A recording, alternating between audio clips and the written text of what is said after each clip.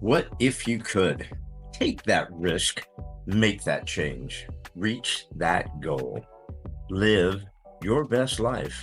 Welcome to another episode of the What If You Could podcast, where we get together with amazing experts and everyday people who share challenges, encourage healing, and explore the possibilities that life has to offer. I'm your host, Gary Scott, and I'm excited that you're along for the ride. Hey, everybody. Welcome to another episode of the What If You Could podcast. And my wonderful guest, all the way from the land down under of Australia, is Sasha Eburne. Hello, Sasha. Hey Gary, how are you? I am sensational. I'm so sensational. I'm excited to get into your topic. I know we're going to help a lot of women, and I'm excited about that. But before I do, I just want to go ahead and read your bio real quick, and we'll get cooking. Go for it. Cool deal. Hey, everybody, we have Sasha. She went all in her business in just 2 weeks. A mentor woman stepped into their CEO era while creating first class freedom. After enjoying 20 years of business management in the corporate world, followed by managing her own successful virtual assistant business, she wanted to utilize her experience and expertise to provide a service to those starting out in the field and wanting to upscale. She's based in the Gold Coast, Australia, with work and clients from all over the world. Her goal is to share her VA way exclusive techniques with others to help them also create a flexible and fulfilling career. Sasha coaches her clients in a way that utilizes both their heads and their hearts.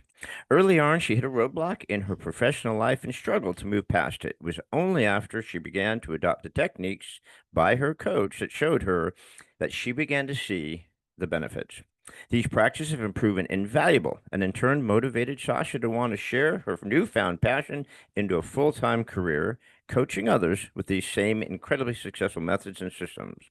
These practices have proven invaluable and in turn motivated Sasha to want to share her newfound passion into a full time career, coaching others with these same incredibly successful methods and systems.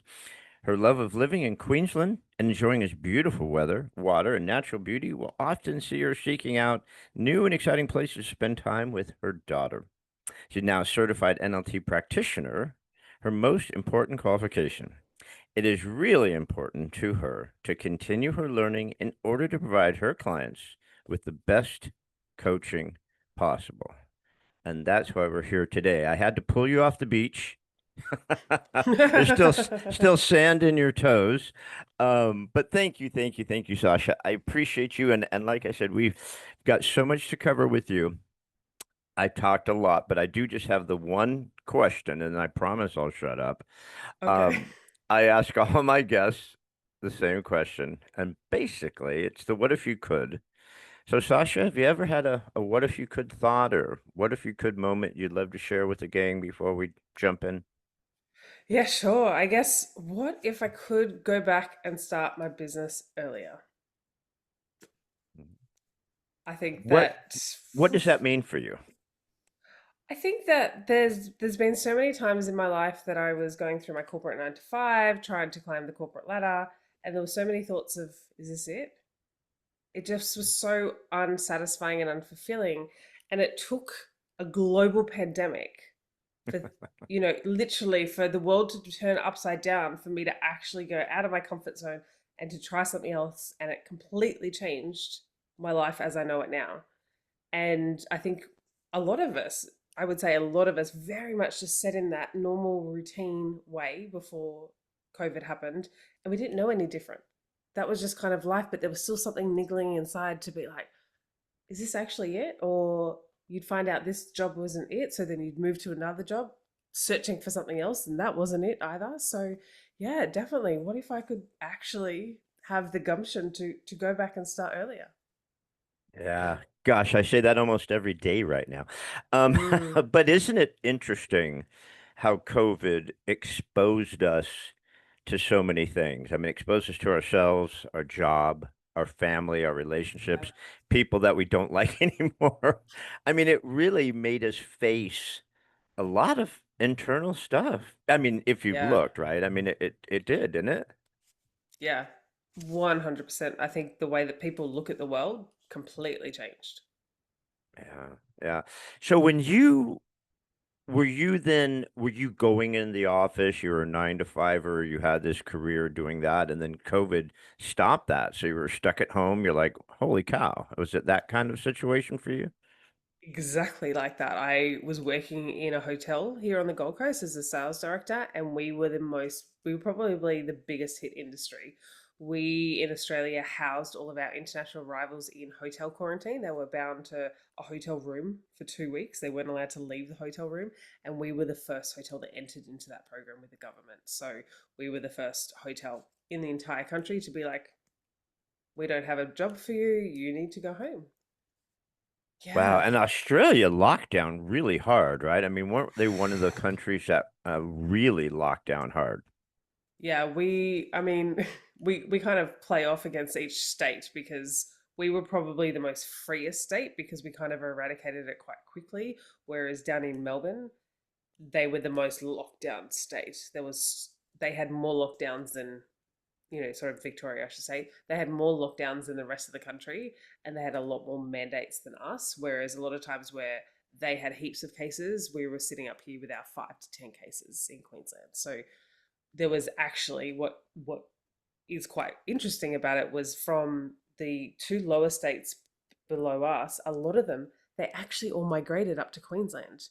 And then the flow on effect was still years later, we have a housing crisis because they actually all moved because everybody was sent home. So the ones that kept their jobs, they're like, well, I'm working from home. I'm going to pick my whole family up and move to the Free State. It was just bizarre. Why But don't yes, you we all had, just why don't you all just go home? All right? Just go home now. It's over. You could well, just go home. I said at the very beginning, if the entire world just shut down for the 2 weeks, we could have eradicated it within 2 weeks if Yeah. everybody did their job. But nobody listened to me. I know, but see, that wasn't the plan, but don't get me started on that. So I know. Yeah. were you so you were working for a company. Yes. Were you doing any like part-time training? Were you doing any type of you had a different business though too, besides your job? You with the That with came the a that visual assistant? The virtual assistant that came after. So Oh, I was in my corporate 9 to 5. That's all I did.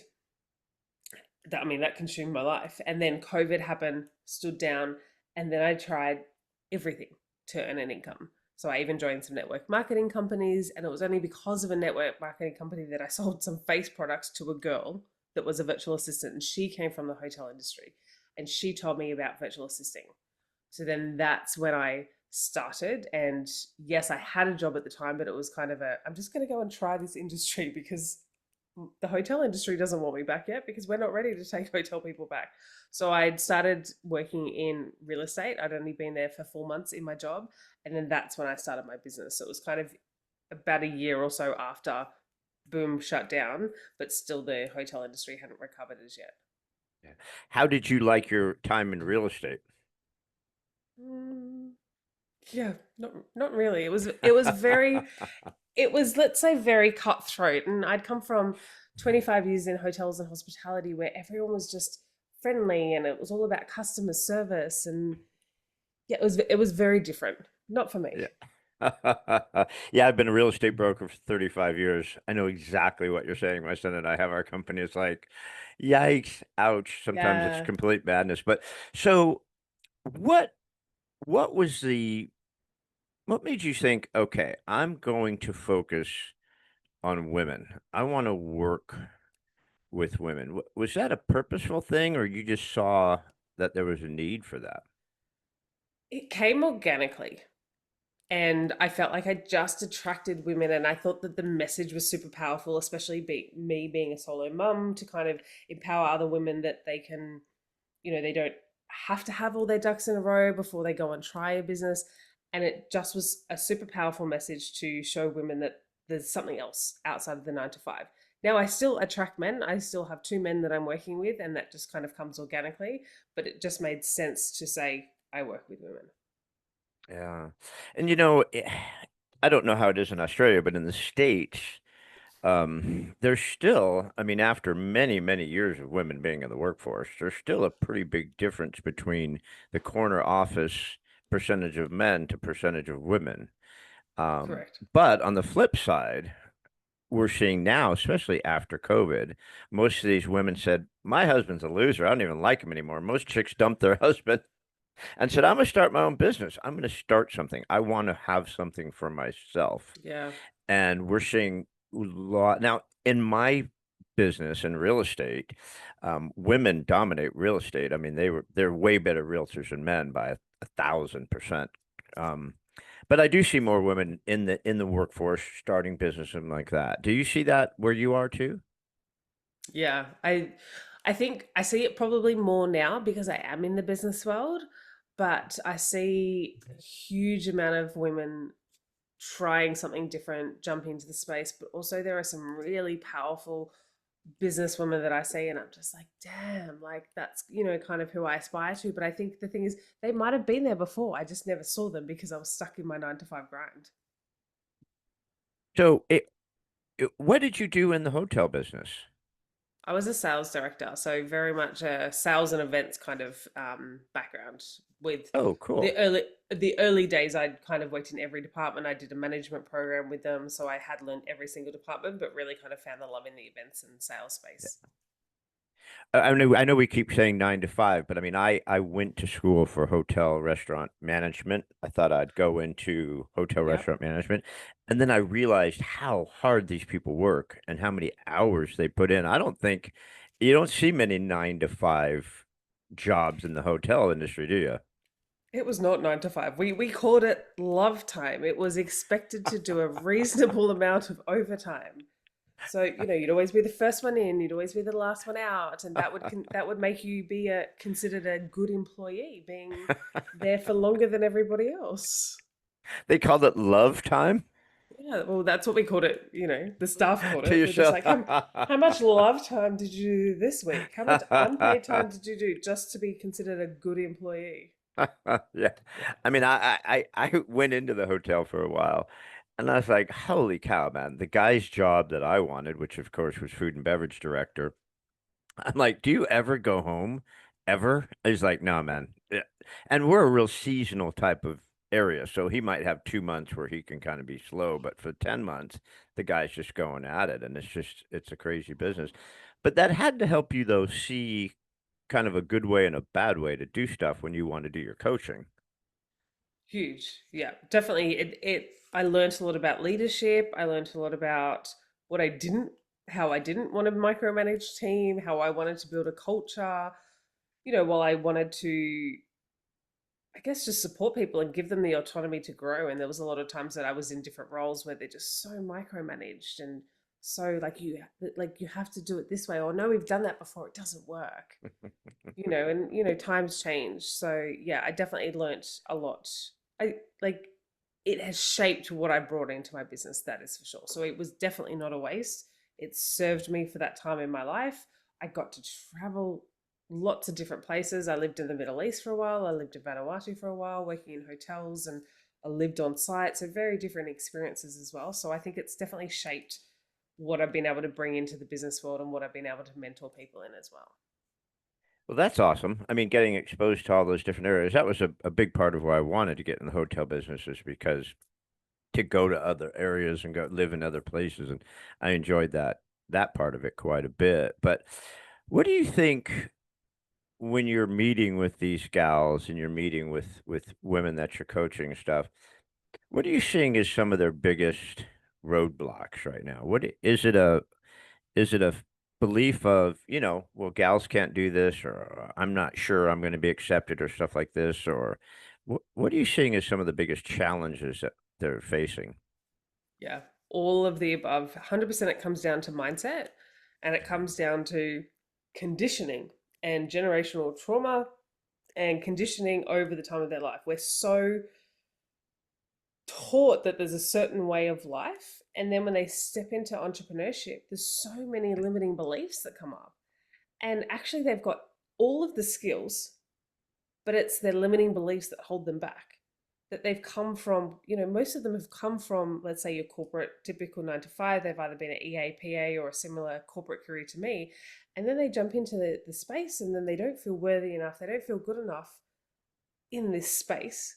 But then if you flip it, if they'd be going for an interview, they'd be trying to negotiate their worth in an interview, but then they struggle to charge their worth in terms of a client. So, that's where I find that the real work is actually getting them to retrain their mind and retrain their thoughts and beliefs so that they actually are just like, no, I am good enough. I am worthy enough. And, this is actually the way that I get my income. So why can't I charge a premium rate?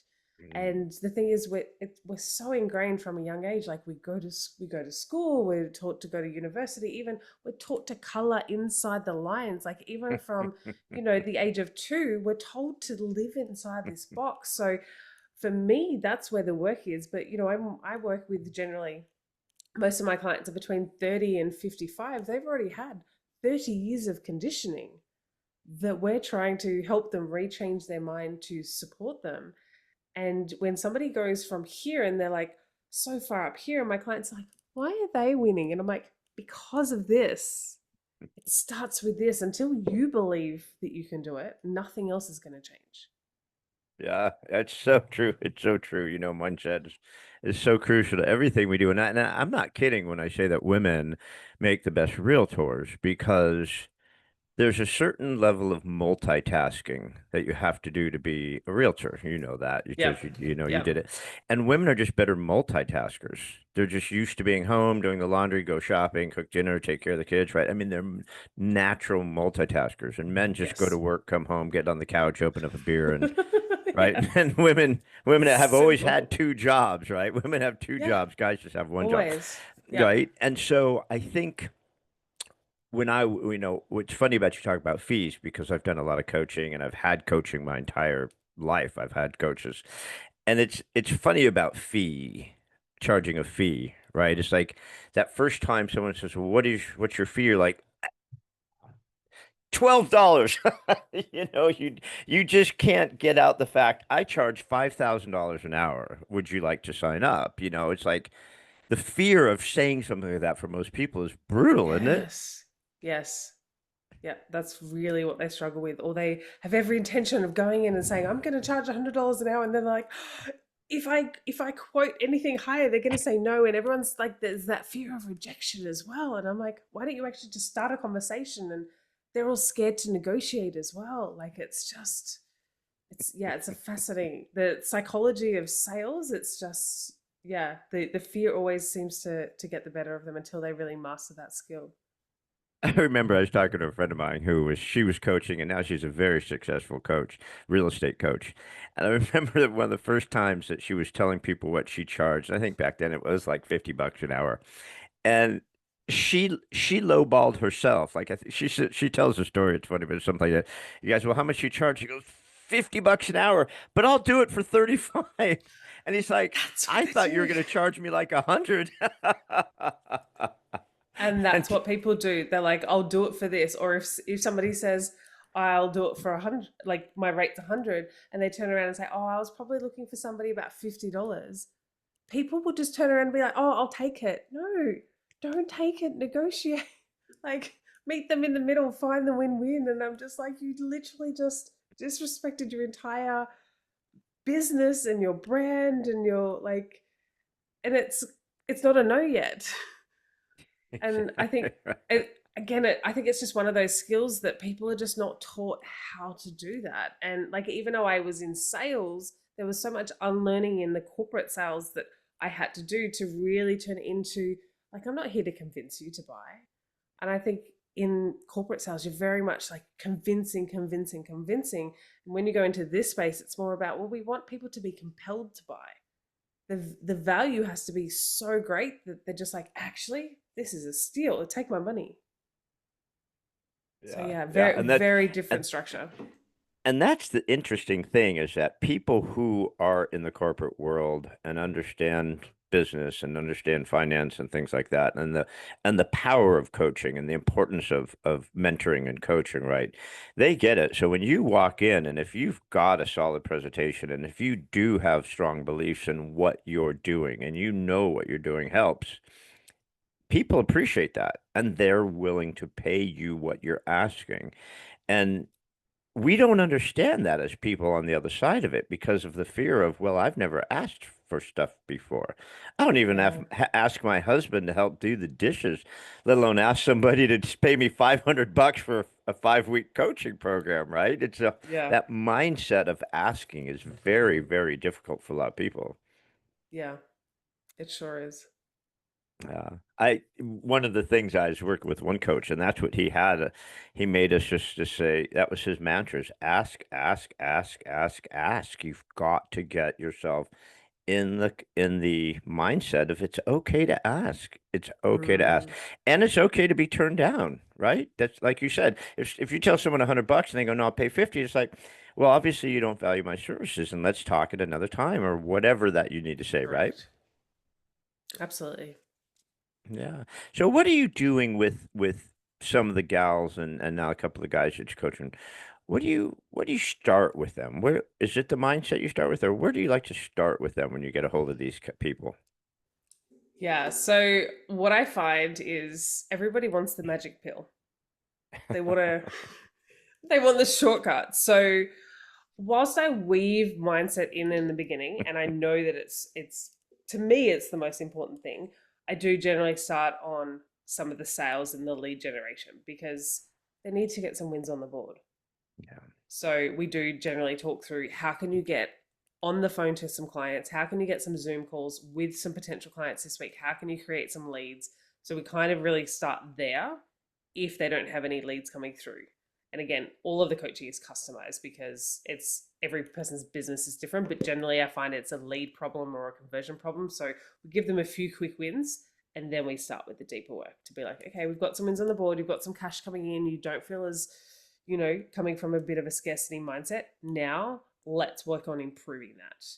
And then we kind of break it down as they go through. So even if they jump onto a Zoom call and have a sales call with someone, they record it, they send it to me. So then we can kind of work out, okay, Mm. this is where you've fallen down. And then we can mold the coaching towards where they're actually at because they might actually nail it, but I'm not going to assume that they can nail it. So we watch it and we unpack it and we fold it. But yeah, we always start with a few quick wins to begin with to make sure that they feel comfortable and getting a little bit of an ROI in the beginning.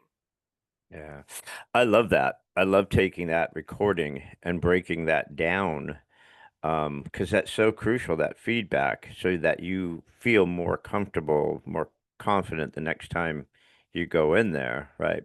And it is Yeah. funny, we do live in that instant gratification world, right? It's like, well, I've been with you for 2 weeks now, and I don't, it's like, dude, this takes time, right? I mean, it takes time to master some of these things that you're trying to coach people to do. Yeah, exactly. I love the NLP that you're working with. It's such a Yeah. powerful tool, isn't it? Huge. Yeah.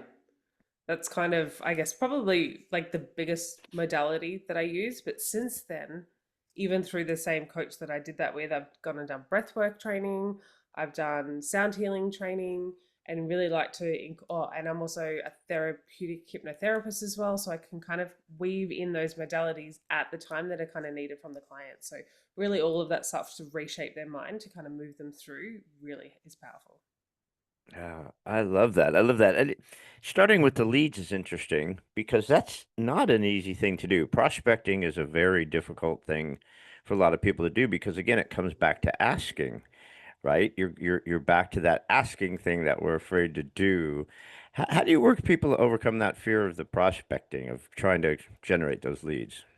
Yeah, so I try to avoid cold prospecting. It works in some industries, and I know that in America, because I've done a lot of podcasts and spoken to a lot of coaches over there, it works. In Australia, not so much. A lot of people are like, oh, they're cold DMing me. It must be a scam. It's not real. So really, I try to avoid those, but also it feels icky for a lot of people. A lot of people don't like to do it. So we like to look at the low hanging fruit. So where are potentially freelancer roles going on LinkedIn, where they're more of a, looking for a business independent contractor, or Facebook groups. Facebook groups have produced 85% both into my virtual assistant business and 85% of my clients into my coaching business. So, and the power of Facebook groups is growing so much because people want to work with like-minded people. People want to work with people that they recommend. So on a daily basis, you will see people jumping into Facebook groups saying, who do you recommend to help me with my website? Or who do you recommend that can help me with my social media? So there is literally all this low hanging fruit of people saying, come and help me in my business. And it's just about how can we strategically respond to those. So I teach them in terms of lead generation to go and find the leads that are out there where people are saying, I want help, rather than going and creating a need potentially from maybe this client, because it's such a longer game. Cold emails these days, a lot of cold emails, they end up in spam. They don't even go there. Plus, we have very strict anti-spam acts in Australia. So if you're reported for sending a lot of spammy emails, your domain integrity can actually be reduced, and your domain could be black labeled. So it's definitely not a strategy that I teach, because you could lose your domain um, because of our anti-spam act. So go and find the leads where people are saying, come and help me. And it's just such an easier, more warmer prospecting in terms of just getting out there and being seen. What on earth has happened to Australia? I know, right? I always thought of you Yeah. guys as like the freest country on the planet. Like, yeah, man, you guys sent us here as a bunch of crazies, and now we're running the place and we do what we want, mate. It's gotten strict in Australia, I guess, huh? Yeah. Yeah. In terms of policies and spam, and huge. Yeah. Absolutely. Yeah. A lot of Yeah. tightening up of that. It's interesting. I've actually done, I think, 5 or 6 podcasts with people from Australia. Um, and yeah, you hear varying opinions of what's happening. So I find that interesting. But I don't Mm. want to scroll. I scroll too much. So I want to go back to the coaching. Um, like I said, I've had coaches my whole life. I mean, I before I even had one transaction in real estate or knew anything of what to do, I think I got my license September 1st, and on September 13th, I had a coach. So I've always believed in coaching. So when you're working with folks, what I found about myself is I'm unbelievably uncoachable. Even though I've had coaches my whole life, I'm uncoachable. How do you work through that with people who are like me, who are just uncoachable? So I take the stance of, you could literally give somebody the keys to the kingdom, but if they don't want it as much, or if they don't want to follow it, it's kind of the what's that expression? Like, you can lead a horse to water, but you cannot make them drink it. Because I can tell you, there has been a good handful of people that have gone through my, let's say, getting started program, yet they still don't follow the strategies I've taught them. Like, I see them in Facebook groups and they're just not responding in the strategic way of how to get clients. And then you see them on social media, like 5, 6 months later down the track, on the, women in business groups saying, I don't know what I'm doing wrong because clients are not coming. And I'm like, go back and watch my course, because I can tell you it works every single day. And I try to kind of put it in perspective, because I've got, on one hand, some clients that just don't take action, and then I've got clients that are, progressing from $20,000 months to $40,000 months to $70,000 months. And do you know what is different? Is they're the ones that actually sit there and watch the modules over and over and again. Like, one of my clients that went, she had, and I have a screenshot of it. She sent me her bank balance. It was $2.19 in her bank account. She's just like, I cannot afford it, but I know that I want it. And she went on to a payment plan. Every single time she went and did a discovery call, or she met with a potential prospect, she watched the sales module over and over and over and again. And by the time she finished working with me, she'd already hit her first 30K month. And that was in 1 year. And Wow. now she consistently makes that. So I try and share that with my clients, to be like, you kind of have to adapt, and you have to take it from the people that are winning, But I think if they're uncoachable and they're still winning, I'm like, kudos. Like if you've had a coach your whole life and you're still winning and you're still not, but I wonder if you've actually. I would say that you probably have still pulled something from all of those coaches that you had. There's probably still something you like. I do that because they taught me that. Would that be right in saying there's still That something would that you be learn a from hundred. every That'd be single a one? hundred. No, that'd be 100% correct. I Yeah. and my son is in the business with me now, and so we have our own company, and I'm using things that I learned back 1990, 1991 that I'm now teaching him. And for the longest time, he's like, Dad, this isn't the 90s anymore. Okay. We have to do this or we have to that. I'm like, buddy, listen, people are still people. I know Yeah. there's AI, right? But we're still kind of people. We haven't been automatrons yet. And the type of business that we're in is a people business. It's a people to people Yes. business. So you Yes. could use all this woo-woo crap that you want. Go for it. Get all of it that you want. We can use more than one system, right? But you have Totally. to understand at the heart of this, we help people get what they want, right? One way or the other by ourselves. So yes, but I have exactly what you said. I've stolen different things from different people that I like, right? It's easier if you take things that Correct. Correct. And do you know, like uh, I've always had a coach as well. And there will be sometimes that they will give me something and I'm like, that doesn't feel right for me. It doesn't feel aligned for me. So yes, I've 100% been there and I've just been like, yeah, no. And I've paid for courses and I'm just like, that actually didn't serve the purpose that I needed it. And that can happen. And I think that is just sometimes you think that they're the people that you need to work with and then find out that actually they're not the people that you need to work with. And I say that to even to my clients. If you come in and work with me and I get you to a certain spot and just like, okay, actually, no, I'm now drawn to somebody else, that's just going to happen energetically. That's just going to yeah. happen over time because people change. So their needs and their wants are going to change as well. So, I've definitely been there where I'm just like, that didn't really give me what I thought I needed. Yeah. And I think the thing is, it's funny because, like I said, I've done a lot of coaching. I've been around coaching, and when I do get with women, mostly because usually men has been in the workforce and they've worked for somebody, they have some level of structure. And gals for some reason don't always think they do. They're like, well, I haven't had a job. I've been a housewife or this or that. I said, you've had the hardest job in the world. And if you think about it, you were incredibly structured. You did this at this time and this at this time, and you did this at this time, and you knew this and you did that. And so if you look back, you were much more structured than most corporations. You were a mini corporation. you know Yeah. and so if you could kind of get that mindset turned around a little bit, right, to see how powerful they were and are, Yeah. they could have that awakening like, oh shit, you're right, I have done this stuff. Yeah. I hear that all the time. They're like, "Oh, but I took 2 years off to have a child," and I'm like, "You don't forget how to work. You don't forget, like, you can't just say because there was a gap that you now don't have experience. Like, even before that, you had maybe like a 10, 15 years in corporate or whatever you did. Like that's your experience as well. And I think people forget they're like, oh, I have this new identity as a mum. And I'm like, you could literally still go into a job and sit on a computer and do the work that you did a couple of years back. Like you don't forget that. And I think that a lot of people are like, oh, I'm new in business. I can't charge this. And I'm like, but you're not new in life. You're not new in the work. Like you don't go into a business with a new skill that you're just like, I'm just going to go and, try and offer social media as a service when you've never even posted on Instagram. Like, so it's definitely about owning that experience and talking to the tenure that we've had in corporate and things like that. And I think that's probably one of the different things that I didn't do. I didn't go out there saying, hey, I'm a new business owner.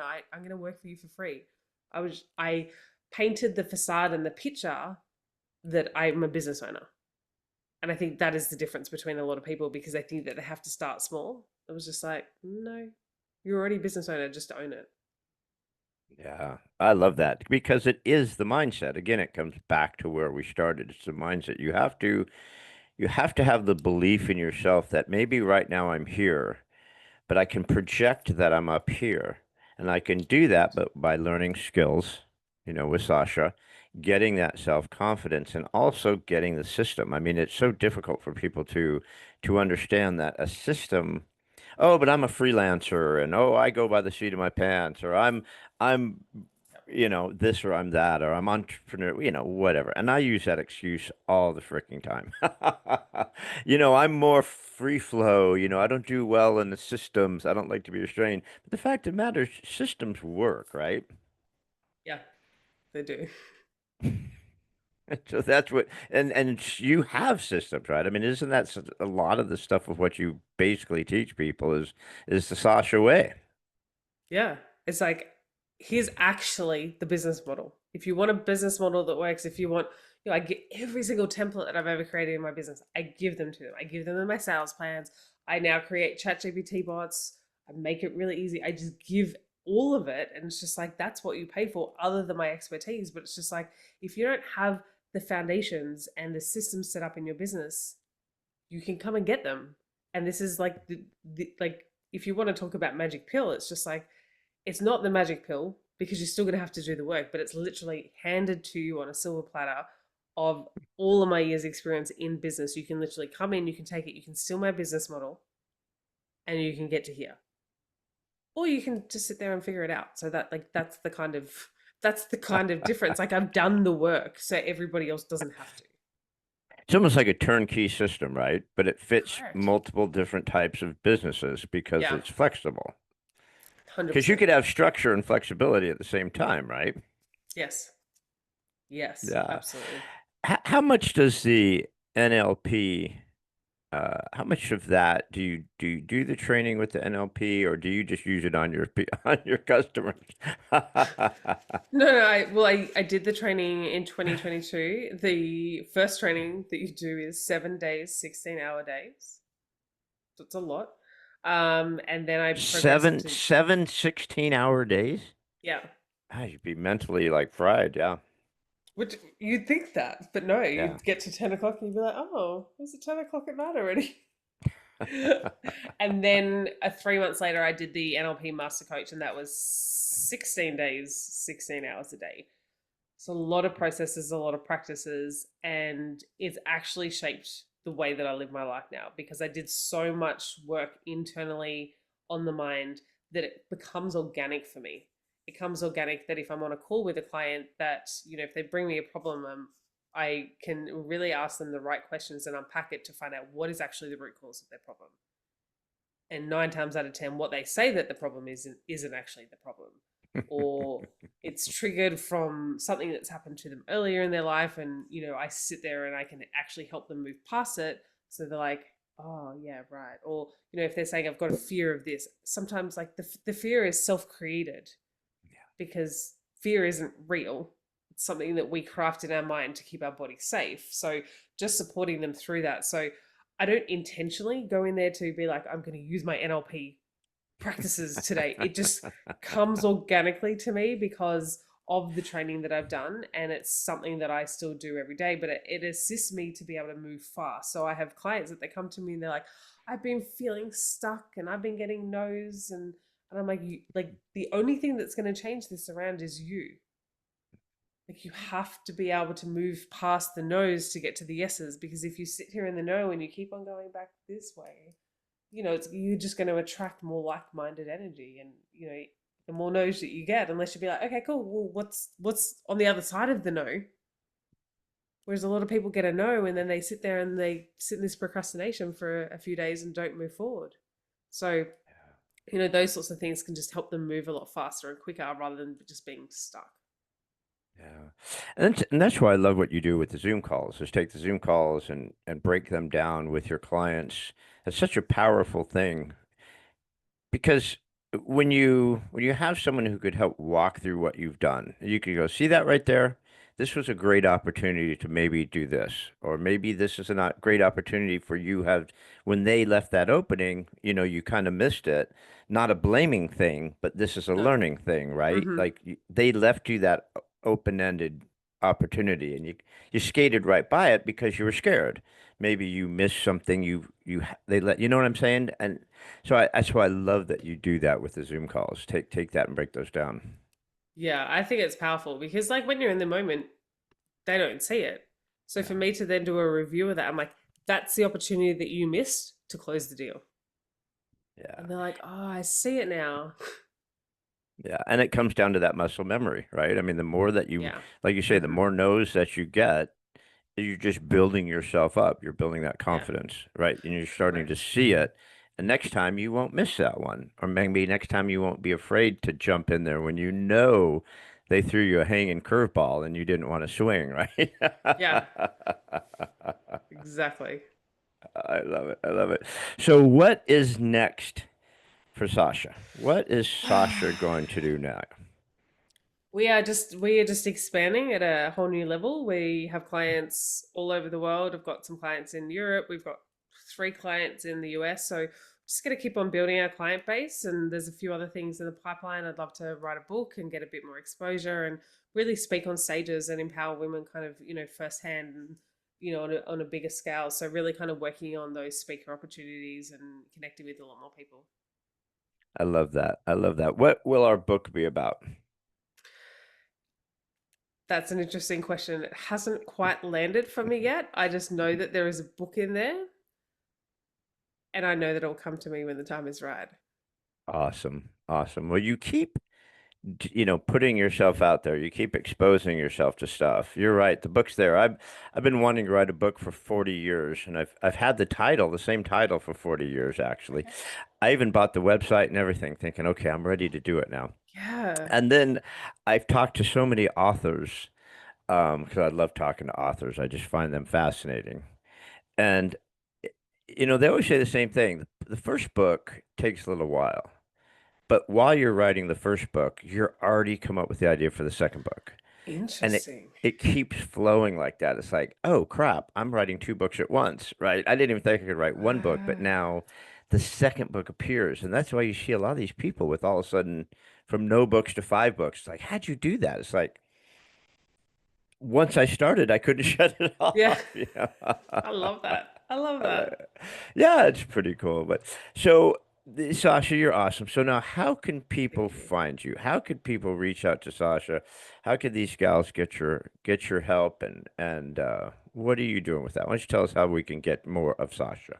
Sure. So I generally hang out on Instagram, always up for a DM conversation, voice note. Love a good voice note, can really connect with someone. So just Sasha Eburne __, or even jump onto the website and have a look at the ways that we help people. Just sashaeburne.com. Yeah, I've gone down the rabbit hole of your website. There's a lot of stuff on there.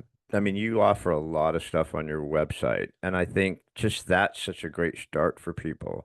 And it's just yourname.com, right? Correct. Okay, because we'll post that on the thing because Thank you. yeah, there's a lot on there. There's a lot of free stuff. There's a lot of different things you can sign up for. It's a good website. Some of them are pretty poopy, but yours is pretty good. So I like that. That's a good Thank you. I'll thing. take that because it is in a full redevelopment, so it is about to be improved even more. So I really appreciate that. Yeah, that's good. So I lied earlier because I'm a realtor. We lie. Realtors lie.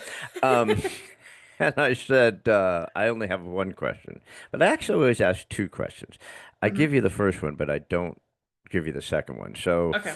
Um, if before we sign off and before we ride off into the sunset here, is there some message that you have or a thought that you have, a saying that you like, or something that kind of just means a lot to Sasha that you'd kind of like to share with us before we mosey on?